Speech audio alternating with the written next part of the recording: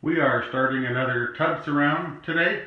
Unfortunately, my employee got here and was started before I could get here to take a video, so he's already got the waterproofing up. And I say unfortunately only because I wanted to get a picture of the drywall so you could see. We are tiling right over the drywall surround for this job. You can see we put our Kerdi waterproofing up already, and so it goes all the way down to the tub deck.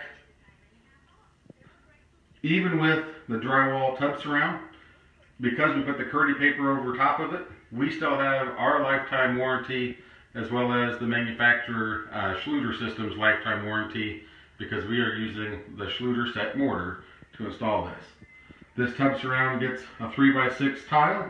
We're going to do it on a straight lay or grid, so there won't be a running bond or brick look. It's going to have a bullnose tile that comes off, and then just a simple shower over here.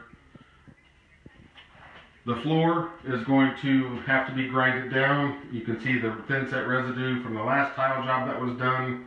We can see the swirl pattern in the mortar, so the coverage wasn't that great to begin with. We did not pull this tile, so I don't have a before picture of that. We will grind this thin set residue up with our grinder. We've had videos of that before. And then the floor gets a 12 by 12 that you can see right there on a grid lay as well. We know that this floor is not quite level, so that we'll get a bed of self-leveling cement at the end of the day as well. So stay tuned for updates on this project. Do a short video update here. You can see how far we've got on our tile on the tub surround. Got all the mortar scraped off the slab. One thing I don't think we could see on the other video very well are these nice expansion cracks or just settling cracks in the slab, that if we did not use an uncoupling mat like Ditra, we would have to actually honor those joints through the finished tile layer, because the tile will just crack. When I mentioned that to the homeowner said, yeah, actually the other tile was cracked already.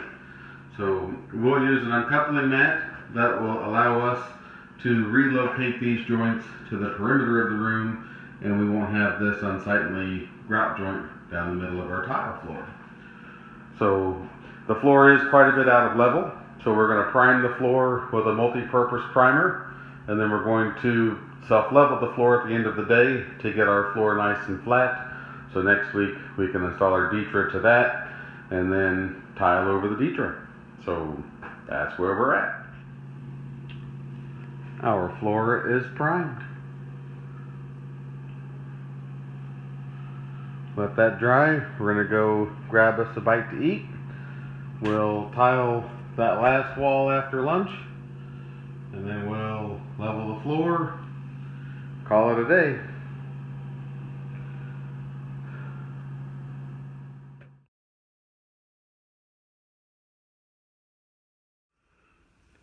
Finished up our little bathroom tile job.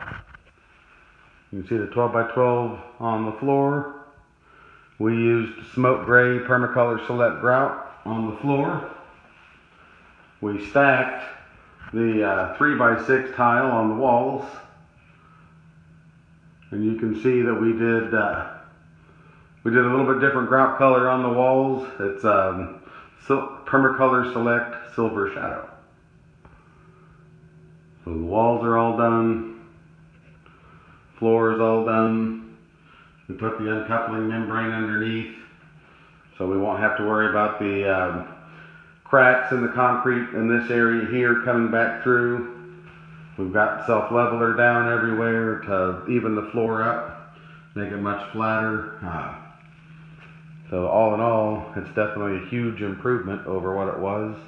And probably one of the best things about using uncoupling, especially over a slab, is it makes for a very even height transition from the carpet to the tile. So that's it.